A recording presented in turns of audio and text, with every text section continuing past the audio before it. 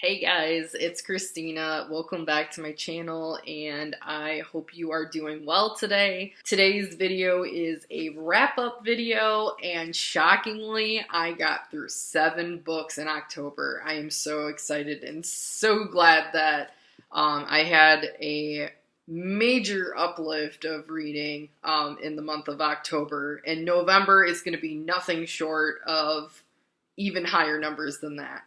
But yeah, I wanted to briefly talk about some of the books that I read in October. I am going to be doing some pretty in-depth reviews of each one in the next couple of weeks, so stay tuned for those videos, but let's just hop right into it. One of the books that I finished, these are not in any particular order.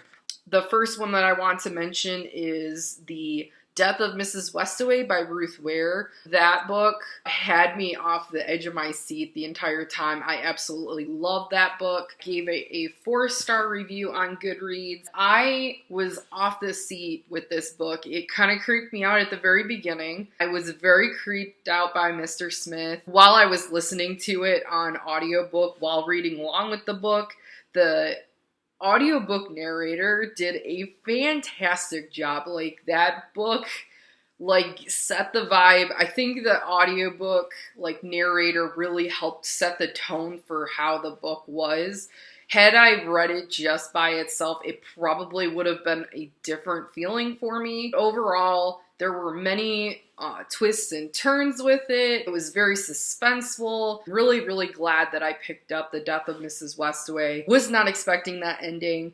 I'm not going to give away spoilers. However, my in-depth review may contain spoilers, so if you haven't read The Death of Mrs. Westaway and you want to see my in-depth review, I definitely recommend it. I know there's been mixed reviews about The Death of Mrs. Westaway, but I personally gave it a 4-star and I definitely recommend it. The second book that I read is The Mist by Stephen King. I gave a 2-star review. Unfortunately, I was not really much of a fan of the book. Again, this was another one that I did through audiobook, and then I did the ebook through the library to follow along and read it. I just felt like it was a very quick book. It was very short and to the point. I personally just wasn't a fan of it. It wasn't really scary in my opinion. It was more gore-esque in my opinion. I know so many people that do rant and rave about Stephen King books, and it's been a really long time since I've read a Stephen King book. I kind of wish now I picked up it or The Shining instead of The Mist. I did read it. I did finish it fairly quickly, and just overall, I probably wouldn't recommend the book to anybody.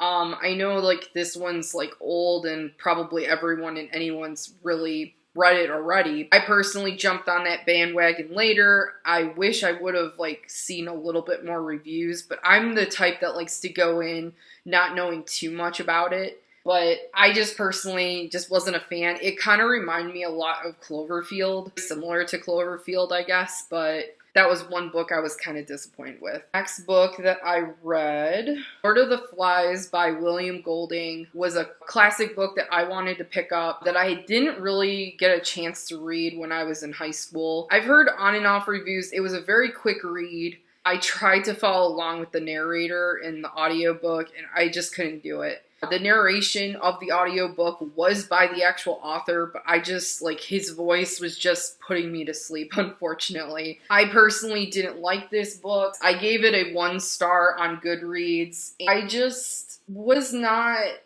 digging the fact that there was a lot of bullying, and I don't know, I just didn't like some of the things that the boys were doing to one another. I just personally, was disgusted by how some of the boys were acting towards one another, and I just personally was not digging the type of behavior. I know that the book was intended to be written as, how boys are boys and everything like that. Overall, I just wasn't really interested, I guess, in it. I just felt like that was one book that I just really had to read because it's a classic. I don't know. I'm not going to get too further into it, but that's pretty much how I felt about it. I did finish that one. That one was only 182 pages. The Death of Mrs. Westaway was 388 pages, and then The Mist was 215 pages. So far, they're like smaller books. I'm still proud of myself for finishing them. So we're getting into the books that I've really, really, really enjoyed, and I'm probably going to go on this long giant rant about this next one, but I am like so super excited and super pumped for the sequel to come out November 24th. But the other book that I finished in October was Ready Player One, and I gave it a hands down 5-star review. This one's by Ernest Cline. You haven't heard yet, Ready Player Two is coming out November 24th, and I am so excited. I am so pumped. So we follow a character named Wade, and he is immersed into this video game called The Oasis. The multi-billionaire that created the Oasis, he passes away and leaves this ginormous estate of his earnings to whoever wins the Easter egg within the Oasis of this challenge. And not to give too much away, but they go down the progression of, you know, this fascist organization called the IOI, and how they're trying to cheat to win the Easter egg so that they can have full control of the Oasis, and, you know, how there's these players called Gunters that are, you know, trying to race against the clock against this fascist organization. And there's like a lot of pop culture references, 80s vibes, video games, Atari, you name it. It was fantastic. It was amazing. There was even references to Schoolhouse Rock, which I was like, oh my gosh, that's awesome. So yeah, it was just plain out amazing. Like, it took me so long to read that book, and I really don't know why it took me that long to even pick up the book. I had saw the movie before I read the book, and I have to say that the movie does not even come close to what the book is. Like, I do hope that they make a Ready Player 2 movie, but I hope that they follow more closely with the actual book. I know that was directed by Steven Spielberg, but yeah, I just so enjoyed that book, and it was just fantastic, and I cannot wait for Ready Player 2, and it's just gonna be awesome. It's gonna be great. And I'm gonna keep going, because like I could talk on and on about Ready Player 1. I will do an in-depth review, and I promise I will try to keep it within 40 minutes for you guys, because I could just go on and on and on about discussions on Ready Player One. The next book that I finished was A Man Called Ova by Fredrik Backman. That was to fulfill the prompt in my Modern Mrs. Darcy's reading challenge that I'm doing for translation books, because it was originally a Swedish book and it was translated into English apparently. But I absolutely love this book. This book I definitely enjoyed. It gave me a lot of the movie called Up in the Pixar Disney movie. It gave me a lot of vibes of the grumpy old man Carl, but obviously we're following along with the grumpy old man named Ova, and he has been trying to figure out how to move forward after his wife has passed. It really touches on topics of grief and how to move forward in life, and it just gave me this feel good, trying to establish the appreciation to just basic things in life, and how the small things can really add up for yourself. So I actually gave Man Called Ova a 3-star review. I love the little grumpy old man. I love the vibes, and I was really angry with how people were judging him, and how they were saying that he was the neighbor from hell, if you will. But overall, it was a cutesy little book, and it was only 337 pages, so another quick read. So the last 2 books I actually just binged this past week. I'm only on October 29th right now. So yeah, I kind of went on this huge binge of nonstop reading and listening. I did a lot of audiobook between these last 2 books. But the first book I had finished was City of Ashes by Cassandra Clare, and the final one was Ninth House by Leigh Bardugo. Gave both of them a 5-star review. I absolutely loved City of Ashes. I had picked up City of Bones like a couple of months ago, could not put that book down, and absolutely loved like the intro into the Shadowhunters and Mortal Instruments. City of Ashes is the second installment in that series, and I know everyone and anyone has probably read that book series, but I haven't. And I'm still absolutely loving it. I was a little creeped out on some parts, and I will talk about that in my in-depth review video for City of Ashes, but overall I was vested in the story. I was excited. I could not put that book down. I got that book done in like 2 days, even with following along on the audiobook. I didn't think anything lacked. I love that I got introduced more to more characters like Maya, and I got to see another side of Simon. I got to see more of Magnus. I got to see more of Isabel and the Lightwoods, and overall, it's so good. I can't wait to read the third installment for that series.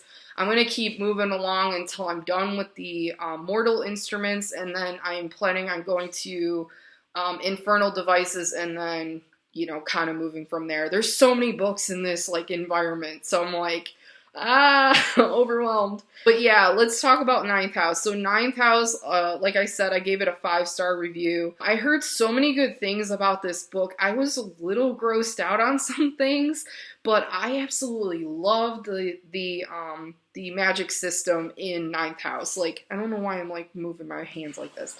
Anyway, I guess I'm just so excited. All along with a character, Alex Stern, and she is part of these secret societies at Yale. She's attending Yale for college, and oh my gosh, some of the things that these secret societies are involved in, I was like, what the heck am I reading? But I love that there was the whole element with fantasy and the grays and everything. It was so good. It was so good. And I haven't read a adult fantasy before. It's usually been YA or middle grade fantasy, believe it or not. Well, I think I take that back, actually. I'm pretty sure that Lord of the Rings is adult fantasy as well, so I will confirm that. But I guess I can't say that was my first one. But for a while, this is my first adult fantasy in a long time. So very, very happy with the writing style, the world building, the characters. I really hope that there's more coming from Alex's character, because I want to learn so much more about her. I want to see where things are going to go for her. I really do hope it's not just a standalone book. It definitely comes off as it's going to be a series. It was so good. And I know so many people are talking about it, and everyone else has been ranting and raving about it as well, but I'm gonna be honest, it's really good, and I'm glad people are talking about it, because this book needs to be talked about. It's fantastic, every element of it. Sure, it was a long book. I mean, it was close to 450 pages, and if it wasn't for the audiobook helping me, I probably would have took longer to read it, but overall, I am so glad that I picked up that book. I am going to try and get a physical copy of it because I want to be able to reread it in the future. I definitely recommend picking that one up. I will definitely be doing an in-depth review and discussion on that. But yeah, that's everything. That's all 7 books that I've read in October. And November is going to be nothing short of more amazing reads. I hope you guys enjoyed my video. If you have read any of these books as well, please leave in the comments below, because I'm really curious on how you guys felt about it. And if you haven't, let me know if you're planning on putting any of these in your TBR yourself. But I hope you guys have an amazing day. If you are new to my channel, I'm very happy to have you.